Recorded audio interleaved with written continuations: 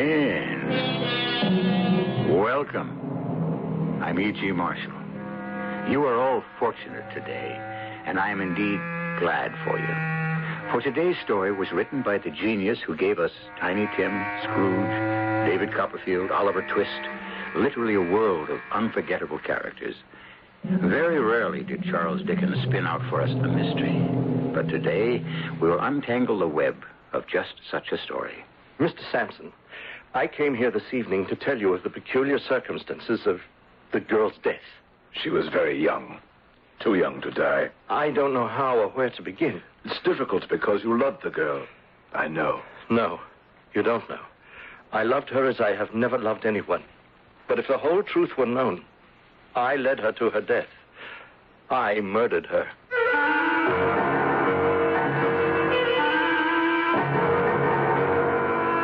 Our mystery drama, Hunted Down, written by Charles Dickens, was adapted especially for the Mystery Theater by James Agate, Jr., and stars Gordon Heath.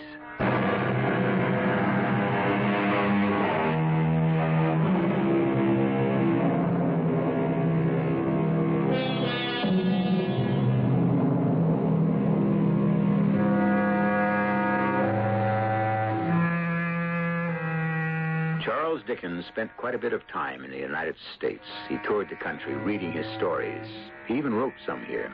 This story, Hunted Down, appeared serially in the New York Ledger in August 1850. But this account of deception and murder could have happened today, over 125 years later.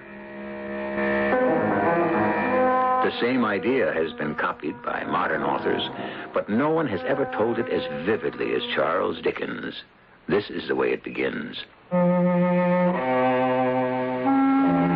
My name is Edgar Sampson.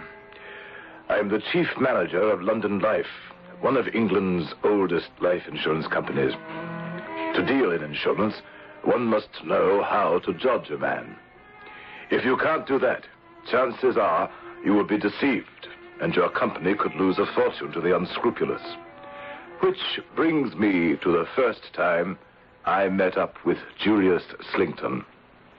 Adams, who is that man dressed in black who just left the office?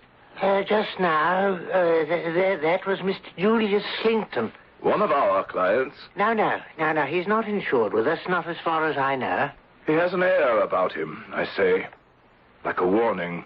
A warning? As if he was saying, not in so many words, take me just as I show myself. Come along, follow the gravel path, keep off the grass. I permit no trespassing. Oh, I see what you mean, Mr. Sampson. Mr. Slington is all business. Nothing wrong with that, but this gentleman wants to be sure you know it. Well, if that's it, he put on a very big act for the little he wanted. Which was? A few application forms for a friend of his who wants to take out life insurance. Why did he come to London Life, did he say? Yes, he did. Said he was recommended by a friend of yours. Of mine, Adams? Did he know my name? Yes, sir. He looked over here and said, there's Mr. Sampson. Not that I've had the pleasure, so I shan't trouble him. Huh. Well, that'll be all, Adams. You may go back to your desk. No, I didn't like the looks of this Slington. He had smiled too much at Adams, was too agreeable. A week later, I went to see an old friend for dinner, and who should be there but Julius Slington. Edgar Sampson. Well, the work seems to agree with you. Oh, I must admit, Tom, I enjoy it. It was nice of you to ask me over for a meal. Do you know that fellow over there, standing by the mantelpiece? Well, of course I know him. I'm not in the habit of inviting strangers to eat with me. Then, since we are both under the same roof, introduce me. Certainly. Julius, I want you to meet Edgar Sampson, Julius Slington. How do you do? How do you do? Well, you know, I thought you two had met. Julius was thinking about some life insurance. I told him to look you up.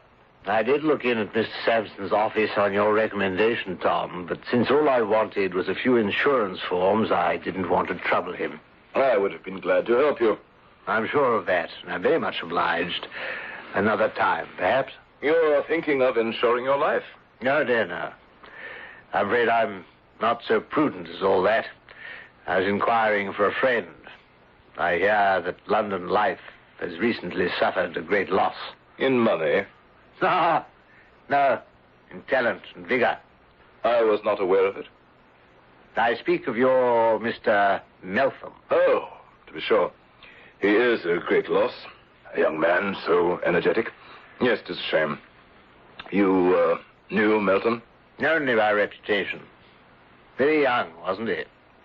About 30. To suddenly become incapable of business at that young age. Any reason for his sudden, what should I call it? Oh, my dear Slington, I see Tom is telling us dinner is served. Oh, will you excuse me? What can I tell you? I simply could not bear the fellow. I thought him prying, insincere. And I'm sure he must have realized I was having second thoughts about him. But my reactions didn't stop Slington. He even sat himself next to me, and after dinner, as we were lighting up cigars, there he was again, at my elbow. I didn't want to go into this at the table. But as we were saying before, this young chap, Meltham, who used to work for you, whatever happened, do you suppose that he should suffer Suffer what, Mr. Slington? I was going to say a nervous breakdown. Is that what you've heard? In a way. I understand he was actually, how can I put it, broken-hearted. Something about a girl. Although it didn't seem probable to me, Meltham being a young man so distinguished and attractive. Attractions and distinctions are no armor against death. Ah, the lady died. Pardon me, I did not know that.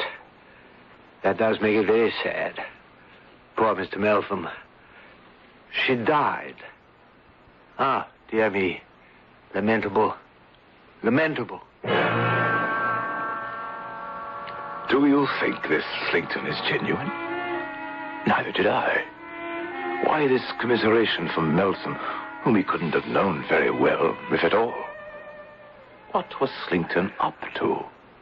Mr. Sampson, you're surprised to see me so moved about a man I have never known. But I am not so disinterested as you suppose. I have suffered, and recently, too, from death myself. I have lost one of two charming nieces who were my constant companions. She died, barely 23, and her remaining sister is far from strong. Ah, my dear Mr. Sampson, the world is a grave. Now, if you'll excuse me, I'll have a word with the ambassador. Dear Edgar, you seem to have spent a good part of the evening talking to Slington. He's not a bad chap, really. For some reason, Tom, heaven knows why, he's followed me from my first glass of wine to my last cigar. How long have you known him, Tom? Oh, a few months. I met him at Busoni's, the painter. He knew Slington in Italy, where he'd been on holiday with his two nieces. One of them died, and he returned to London. He, wasn't annoying you, was he? Not really. There are some people who travel from house to house, visiting acquaintance to acquaintance, and in that way acquire ready-made friends. Oh, come now, Edgar. Julius Slington is not that much of an opportunist. My dear Tom, when your very livelihood and the success of your company depends upon knowing whom you are dealing with, You saying, Edgar, that some inner voice in you is warning you all may not be what it seems with dear Julius? Precisely. With regard to that gentleman, I should be extremely surprised if all were what it seems. Good morning, Mr. Sampson. That gentleman is here again. He's been waiting to see you. Slington? Yes. Ah, Mr. Sampson, good day to you. It's the matter of the insurance policy. Oh, yes, the forms you brought to your friend. Yes. The fact is, I'm no little taken by surprise by what my friend has done by way of life insurance. Has he filled out the application? He told me so. What is his name, Mr. Slington? Beckwith. Adams, if you have a life application there from a Mr. Beckwith, would you bring it in? You see, Beckwith and I live in the same digs in Middle Temple, top of the same staircase. His door is opposite mine. Here it is, Mr. Sampson. Mr. Alfred Beckwith applies for £2,000 life insurance. Thank you, Adams. Yes, seems to be in order. He names you as beneficiary, Mr. Slington. I never thought he would. I suppose he has no other relatives. Well, it's done all the time. The naming of friends as beneficiaries. Now, you, for your part, must also fill out one of our forms. That night, I was at home when I had a visit from a young man I had not seen in several months. John Meltham. Yes. It's been a long time, Mr. Sampson. Too long, dear John. My boy, you look terrible. What have you been doing with yourself? Well, I'm not up to sorts. John, I don't think you should have quit the company. When a sad event happens through an accident of fate... May I interrupt you, Mr. Sampson? This was no mere sad event, but a tragedy. A great tragedy. Nor, believe me, was it a simple accident of fate. My point is, no matter how tragic, one's days must go on. To do that, the best medicine is to fill your hours with work. Come back to London life, John. We'll welcome you like a shot. I can't do the work. I've lost faith in my ability to judge or understand motives. I would be worthless to you. All because a girl we insured dies. No, let's not talk about it. At any rate, I've decided on another line of work. Something I'd rather do.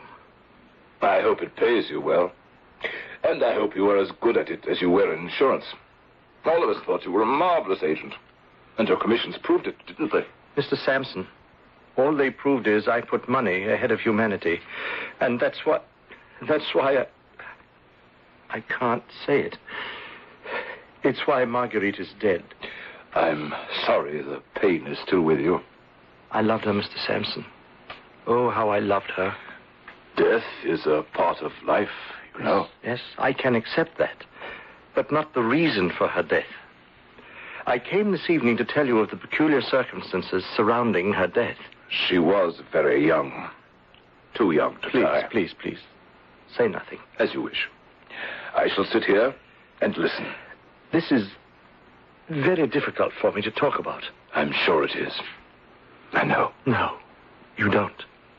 I killed Marguerite. I did. Yet I love that girl as I have never loved anyone before or ever shall again. But if the whole truth were known, I, and I alone, led her to her death. I murdered her.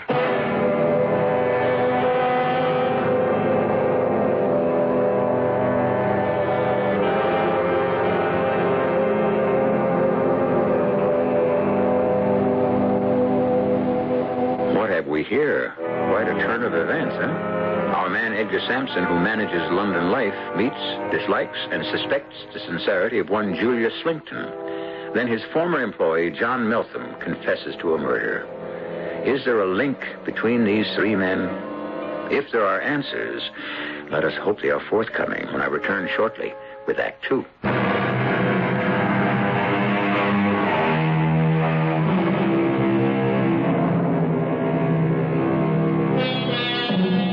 Charles Dickens came to his interest in mystery, murder, and the work of detection late in his creative life.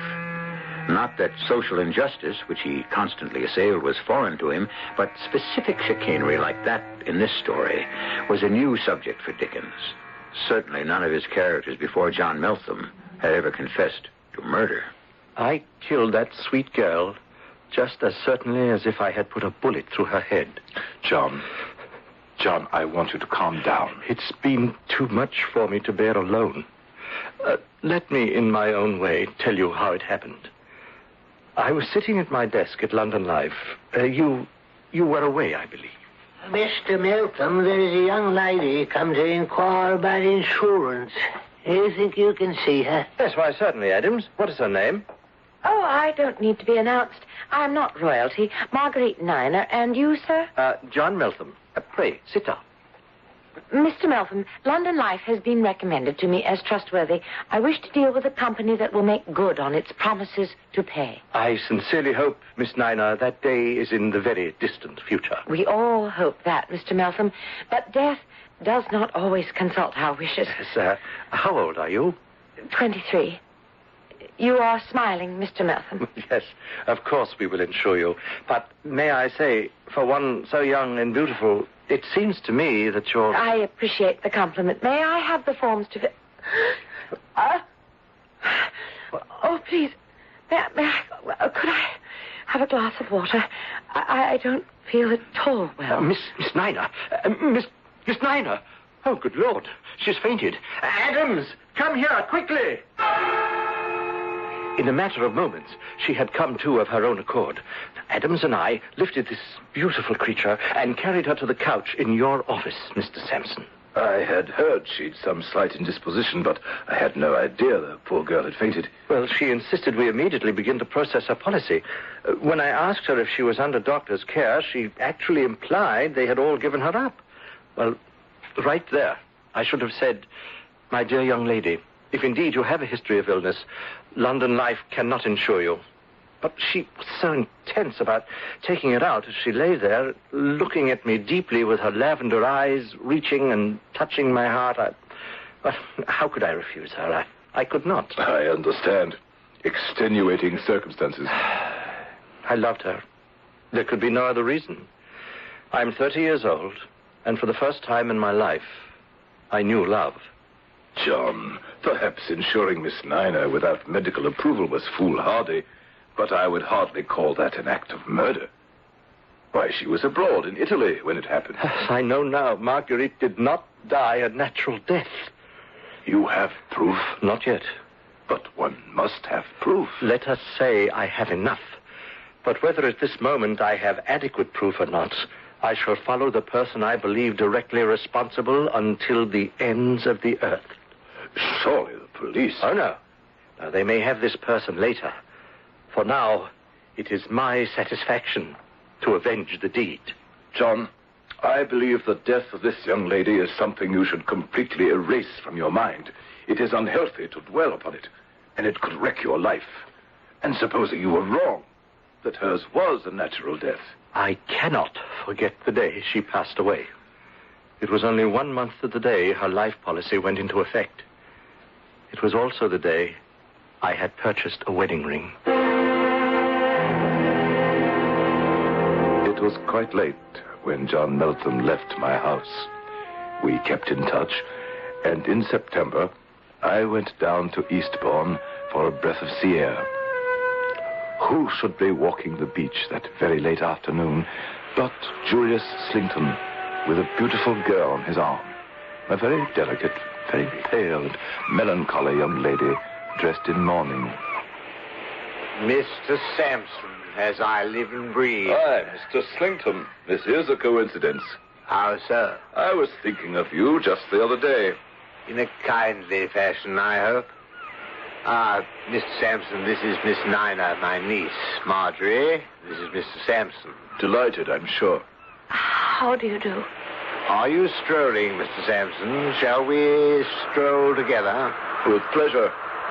Marjorie and I are about to take this rather steep climb to the top of Beachy Head. Ah, look there. The mark of wheels in the sand. The wheels of a hand carriage. Marjorie, my love, your shadow, no doubt. Miss Niner's shadow? Not a sun shadow. Marjorie, my dear, tell Mr. Sampson. There is nothing to tell except that I constantly see the same invalid old gentleman at all times, wherever I go. When I'm strolling the beach or, as we are now, mounting the path to the cliffs. There he is, within sight, being wheeled about in a bath chair. Strange. Does he live in Eastbourne? He is staying here. Do you live in Eastbourne?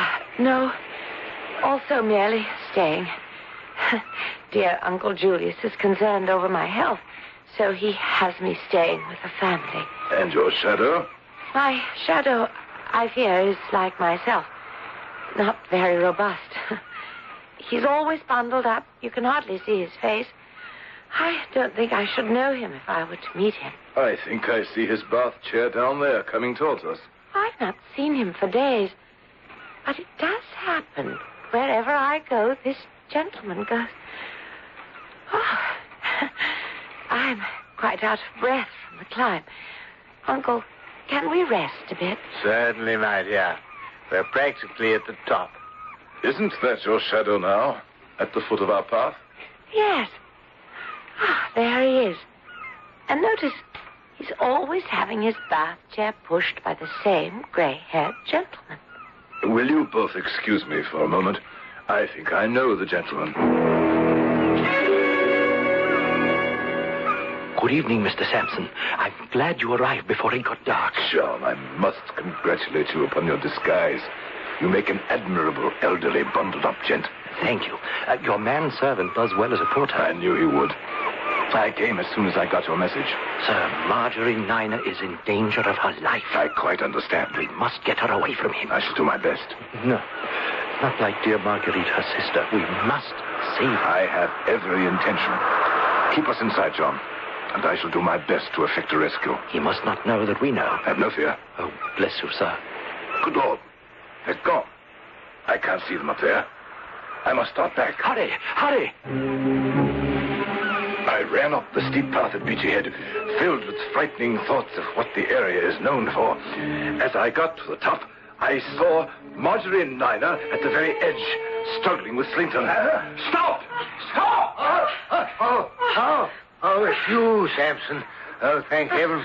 I thought we'd lost her. Miss Niner, what is it? I don't... No, right. I don't... I was just looking down there at those...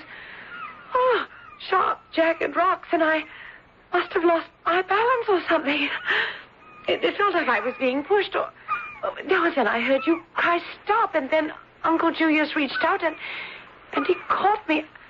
He caught me before I fell. Oh, my dear Marjorie, I think this climb was too much for you. But it was your idea, Uncle. Are you all right, Miss Niner? Thank you. Yes, Mr. Sampson.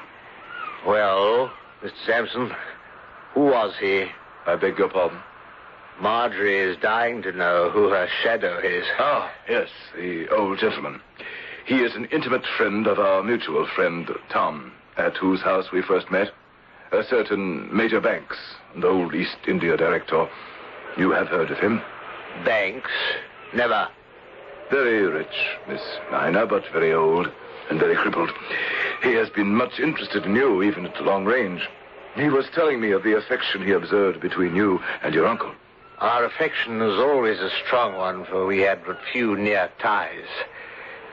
There are but two of us. Sampson, would you be a good fellow and sit here with my niece while I run back and fetch her medicine? I shall be glad to. Oh, Uncle, I'm putting you to such trouble. It's hateful tasting stuff. I shall be as quick as I can. Please be careful. It's almost dark now and the path is steep. Don't worry, my dear. Half an hour or so and I shall be back. He is such a good man. Miss Niner, tell me more about your uncle. Oh, you have no idea. The way he cared for my sister. His untiring devotion to her strange illness. Strange. What? She just wasted away. No one could ever explain it satisfactorily. Your sister passed away in Italy. Yes. How did you know? We were taking a journey, mostly for her health, and in this little town high in the Dolomites, where there was no doctor, no help whatsoever, she passed away. They had her buried there. You have no family? No one to wish her remains back in England? Marguerite and I are orphans. We have no money, no one, nothing. Oh, I signed a little insurance over to Uncle Julius, as did Marguerite. Otherwise, we were quite alone in the world until he came into our lives. He made us call him Uncle, but we're not related, really. May I call you Marjorie? Certainly. I ask that because someone very dear to your sister is very dear to me, and he is much concerned over your well-being. He has a right to be so. I have a feeling that my life is drawing to an end, even as did Marguerite's. It must be in our blood. Marjorie, do you have any idea why Mr. Slington brought you to Eastbourne? Yes. For the restorative powers of the sea air. This very place where we now sit, this cliff, is called Beachy Head. Do you know what it is famous for? In all of England, what Beachy Head is known for? No. Suicides. What? You heard me right. Suicides. When I came up the cliff path just now and saw you in your uncle's arms, suicide is what flashed to my mind. If you had dropped over the edge, would it have looked like suicide? But I thought I tripped. And you thought he caught you? Perhaps. What are you saying, Mr. Sampson? And the medicine you find distasteful, does it not make you feel worse rather than better? Uncle Julius said one must expect that. Why must one? Marjorie, time presses. Heed my warning. Collect your strength, your resolve. Had you been alone up here, one misstep, and this moment you would be lying shattered on those rocks below. Believe me, the next time your life will not be spared. I cannot believe you. You must. As your friend, as your sister's friend, I entreat you, Marjorie, without one moment's loss of time, come with me, and I shall bring you to the man you call your shadow. He can tell you better than I of the danger to your life. I had barely the time to run with her to the bath chair where Melton was waiting. As the evening star rose into the heavens over Beachy Head, I saw them disappear, and the tall, familiar form of Julius Slington make his way up the cliff to my side. The tall man with his hair parted in the middle had an air about him that said to Edgar Sampson, "Keep off the grass." Now, as he approaches Sampson, the sign seems to read, "Look out. Danger." We have a devious and cunning man, possibly a murderer, pitted against a clever and just man. What happens will be revealed when I return in a few moments with Act 3.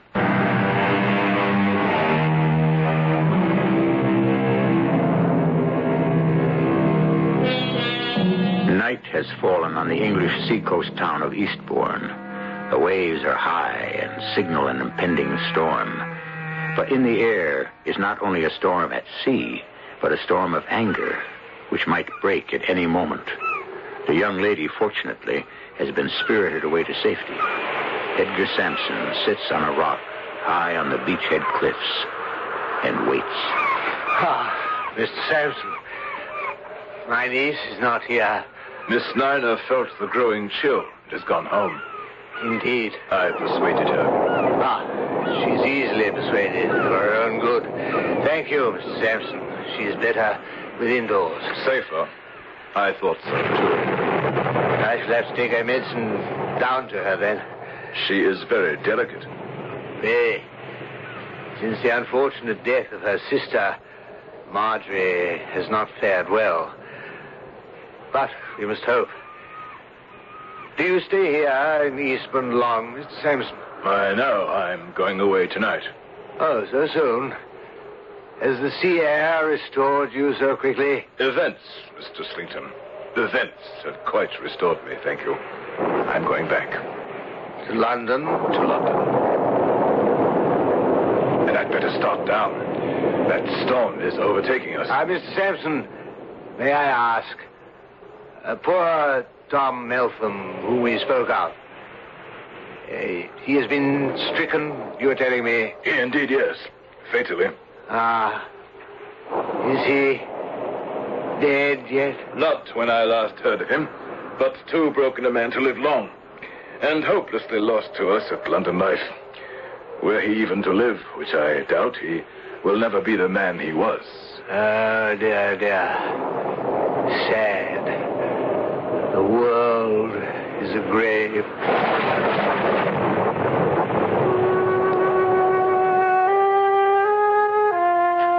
A few days later, I arranged to see Marjorie Niner in London. I selected the safest place possible, an address where I was certain we could meet in broad daylight and not be observed. In front of the statue of Peter Pan in Kensington Gardens. Mr. Sampson, my head is still in a whirl. I honestly don't know what to make of all this. That is exactly the reason, Marjorie. Honesty. You mean? I mean that most of us take at face value the actions of others. We begin by trusting them. We expect them, in return, to treat us honestly.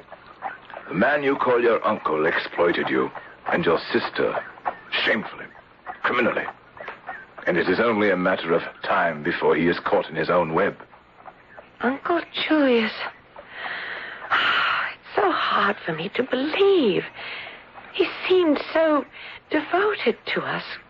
We often remarked at our extraordinary good fortune to have been befriended 2 girls working in a factory we were by this charming, lovely, thoughtful person who never made an untoward move in any way. His only interest, Marjorie, is money. It seems a shame to be talking about such a man in this beautiful place. Do you know, I haven't been to Kensington Gardens since I was a little girl. And did you know another little girl was born right over there in Kensington Palace, and she always played in these gardens? Queen Victoria. Marguerite and I would roll our hoops right along this path. I miss her so, Mr. Sampson. I wish we had never met, Mr. Slinkton. I wish it with all my heart. Just try to believe all that has happened is perhaps a dream. You'll wake up, Marjorie, and the world will be beautiful again. I just thought that nice man, Mr. the one who helped me get away from Beachy Head, my shadow. Peter Pan could never get his shadow to stick on. That's better. You're smiling. Good things can happen tomorrow. Remember that. Even little Peter Pan believed that. I must be going now. I shall watch over you even more closely than your shadow at Beachy Head. How long must I remain with Mr. Meltham's sister? Until we are certain Mr. Slinkton no longer roams the streets. When will that be? Soon, I hope. Very soon. The final thread of the web led me to the building where Julius Slinkton lived, the top floor. He on one side of the stairs, and on the other, the gentleman whose life he had insured with us, Mr. Beckwith. Who is that? Oh, is it welcome? Enter, my good man. Excuse me, I noticed the name on the door. Alfred Beckwith. That is me. Do you know me? By name only. I'm with London Life. Ah, yes, you are looking for my dear friend Slinkton, no doubt. He is it's across the hall. I'll call him. Julius? Julius Caesar! You have a visitor. What did you say your name was? Sampson.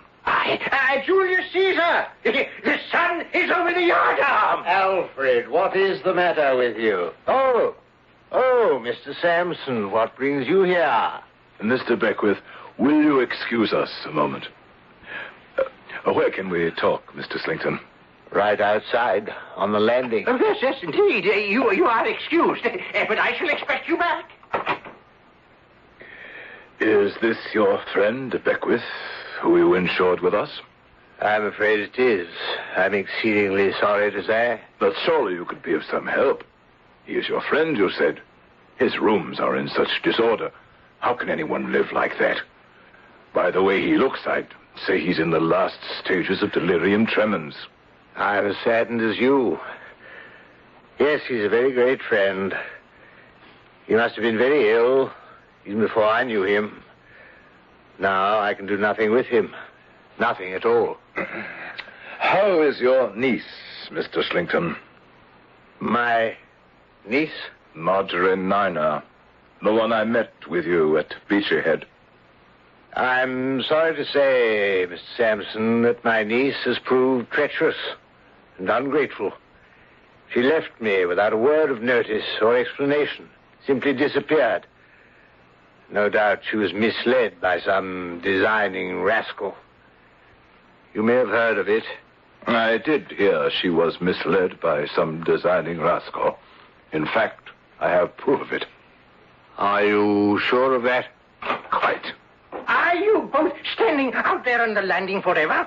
Company to breakfast. Julius, boil the brandy. My dear Mr. Beckwith, I see no food about. Nothing to eat but these salted herrings. Yes, Julius believes in keeping up my thirst. You will forgive me, Mr. Sampson, the way I am dressed. This whole dressing gown is all I seem to have. My clothes have all disappeared. Sorry, Mr. Slington. You could fetch him some food to eat. The man is ill. Mr. Sampson, you're a man of the world. I'll be plain with you. Oh, no, you won't. I understand your object in visiting here. London Life wishes to save its funds and escape from its liabilities. These are old tricks of the trade with you insurance gentlemen. But you will not do it, sir. Julius, I found some brandy. No, you will not be able to evade payment, sir, should anything happen to this dear man. You will not succeed, Mr. Sampson. You have not an easy adversary to play against when you play against me. When the time comes and Mr. Beckwith is no more, we shall have to inquire when and how he fell into his present habits. Julius, gentlemen, I drink to your health. Sir, Mr. Sampson, I put this incoherent, poor creature aside and wish you a good morning. With that, Alfred Beckwith took his entire glass of brandy and threw it right into Slington's face, and then the glass after it. As he mopped the blood and brandy away, Julius Slington saw before him a man no longer reeling and trembling, but a changed, determined, forceful Alfred Beckwith. Slington, look at me, you villain. See me as I really am. I took these rooms to bait a trap for you. You thought me a poor drunkard, an imbecile. You insured my life, did you? I saw Mr. Sampson before you did. Your plot has been known to us all along. Having baited you with a prize of £2,000, you were going to kill me off with brandy. And since the brandy didn't seem to be working quickly enough, you were pouring poison into my glass. Oh, so I was not too far gone not to observe you. The man is mad. Obviously a drunkard and a fool. Murderer. Why do you suppose I was certain you would fall into the trap? Because you are no stranger to me, Julius Slington. I knew you, murderer, who for so much money had poisoned one innocent girl while she trusted you and was on the point of killing another. Are we going to stand here, Mr. Sampson, and listen to the ravings of this lunatic? Perhaps we had better. But while you may be able to deceive your young ladies, this old bird was not fooled. Do you think that I drank all the liquor you plied me with? I poured it away. And then when you were out, I let myself into your apartment, investigated your papers, took samples from your poison bottles, your packets of powder, changed the contents to harmless sugar, lest you be out trying to kill more innocents. Dear me, Mr. Sampson, don't you find all this a little repetitious and boring? Not half as repetitious as your private journal, spelling out in detail, page after page, how long it took you to do away with your victim. The size of the doses, the signs of gradual decay upon the mind and body, the fancies produced, the pain inflicted. It's repetitious, but not boring. Mr. Sampson, I cannot remain in this poor demented creature's presence any longer. I'm going back to my apartment. You won't find that journal in the secret drawer of your writing desk any longer. Then you are a thief. And I am also your niece Marjorie's shadow. I followed you to Eastbourne, made certain Mr. Sampson was on hand when you tried to use Beachy Head as the scene of a suicide. And all the while plying Miss Nina with medicine. You said, medicine indeed. Who are you? Why have you pursued me like this? Are you the police? No, Mr. Slington. We are life insurers. We bank on the life, not the death of those we insure. I am not the police. Beckwith, who are you? When you sent the sweet Margaret Nina, whom you murdered, to the office of John Meltham, it fell to his lot to see her, speak with her, give her the insurance forms naming you as beneficiary. But it did not fall to his lot to save her. Having lost her, he had but one object left in life, and that was to avenge her and destroy you. I am John Meltham. Julius Cyrus Slington was apprehended, brought to trial, and condemned to pay for his crimes with his life. John Meltham, I am happy to say, is beginning to recover from the sadness of having lost his first love. At least, he no longer blames himself for her death. And it may very well be, if he and Marjorie Niner continue to see one another, they will both find a happiness long delayed. As for myself, Edgar Sampson, I look very carefully at the line marked beneficiary in your policy.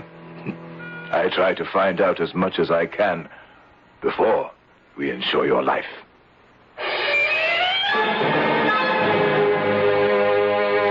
Insurance files are filled with stories like the one you just heard. Recently, a man was insured for $50,000. He was thrown into an icy river, left to catch pneumonia, poisoned with alcohol, set afire, run over by a car, and still the man would not die. Others have not fared so well. Is there a precaution, an answer? I'll try to give you one when I return shortly.